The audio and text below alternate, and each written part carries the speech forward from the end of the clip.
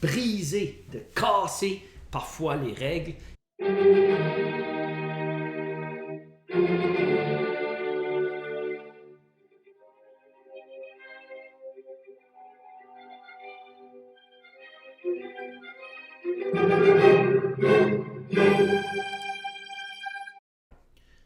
Bonne fin de semaine à vous tous, j'espère que vous allez bien. Alors, bienvenue à Hob City Chess. Aujourd'hui, une autre leçon inspirée de ce livre-ci, d'Andrew Solstice. Solstice, oui. C'est un très bon livre, moi je trouve, parce qu'il donne toutes sortes de petits trucs du métier que les maîtres utilisent et aussi les joueurs. Il dit les maîtres, mais je pense des joueurs expérimentés, des joueurs qui sont quand même à un certain niveau de jeu. Alors, on va aujourd'hui parler de quelque chose de très intéressant, c'est une genre de capture un peu irrégulière là, qui n'arrive pas si souvent que ça, mais qui peut arriver et qui c'est important. C'est que souvent, on entend quand on commence à jouer aux échecs, et même après, que les pions doivent capturer vers le centre. Bon, c'est un beau... c'est un bon conseil pour les débutants, bien sûr, mais là, vous n'êtes peut-être plus ou moins débutant, alors c'est important de briser, de casser parfois les règles, et c'est ce qu'on va voir ici.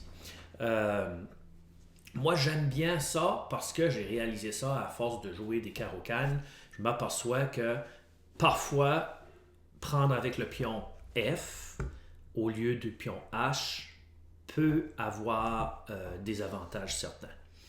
Donc ici, on a une partie entre Spassky et Petrosian au championnat du monde de 1969. Et les Blancs ici, bien sûr, avaient joué E5. Puis l'idée, c'était de capturer le fou avec le fou.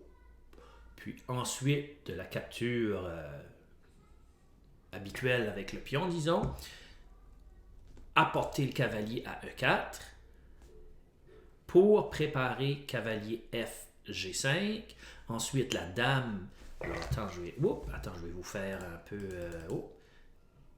cavalier. Alors, l'idée, ce serait cavalier F, G5, jouer la dame à G4, puis après la dame à H4. Alors, ce serait ça qui serait comme l'idée avec une attaque assez dévastatrice. Donc, ce qui se passe, par exemple, ici, c'est que les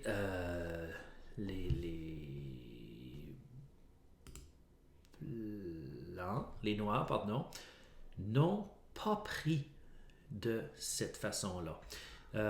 Ici, juste pour vous montrer aussi, il y aurait F6, si vous vous demandez, capture, et après cavalier H4, disons que c'est pas très reluisant comme position pour les noirs quand tu poses tes pions qui sont devant ton roc, on a déjà parlé de ça.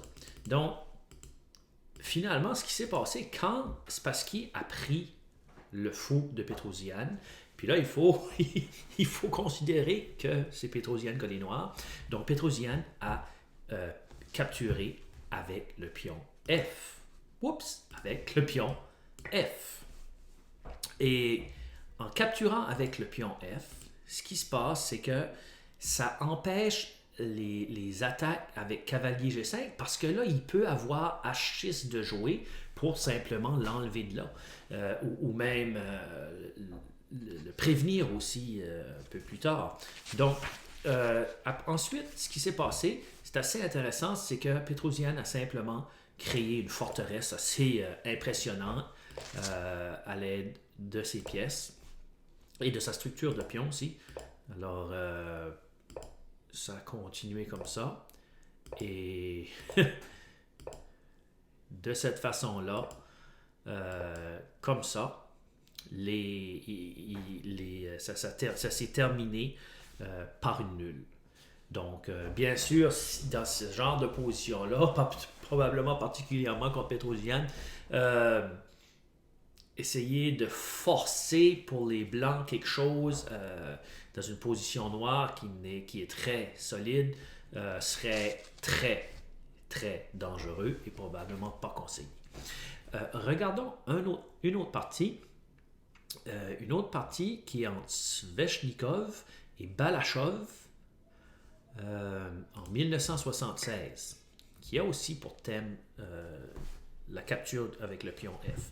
Donc ici, on voit que si les blancs prennent, si les blancs prennent comme ça, c'est comprenable que l'idée c'était les noirs prennent, puis là les blancs auraient une attaque très facile, protégeraient le pion, essaieraient de jouer cavalier G5, et encore une fois dame G4 et dame H4, si les noirs roquent, bien sûr. Donc, ce qui s'est passé, encore une fois, dans cette position ici, les noirs n'ont pas fait ce que les blancs voulaient qu'ils fassent et ont capturé avec le pion F, encore une fois.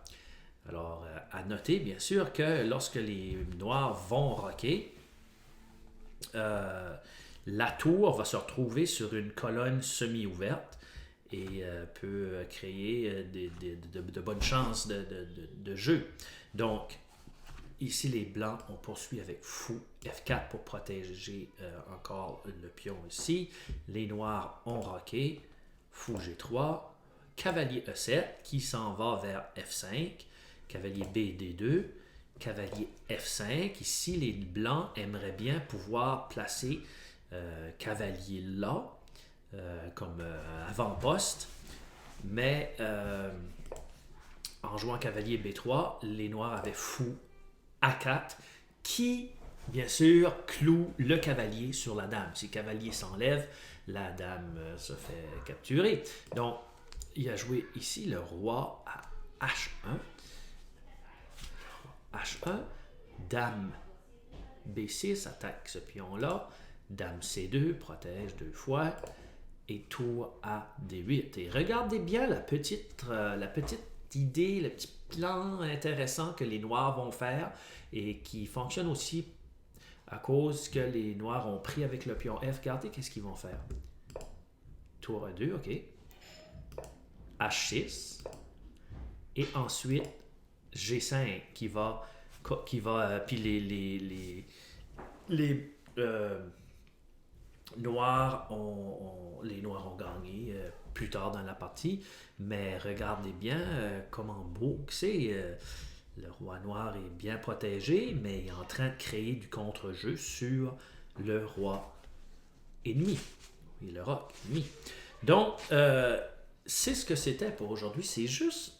Et si vous ne pensez que c'est pas beaucoup, ce n'est pas vrai. C'est avec toutes ces petites briques-là que je vous donne, particulièrement les histoires de Priom et dans ce livre-là, qui vont faire que vous allez vous améliorer. Aller avec des principes de base, comme prendre toujours le pion vers l'intérieur, c'est bien, mais gardez en tête qu'il y a des choses comme ça qui peuvent arriver parfois. Alors, merci à tous. Bonne fin de semaine encore une fois. Hub City Chess!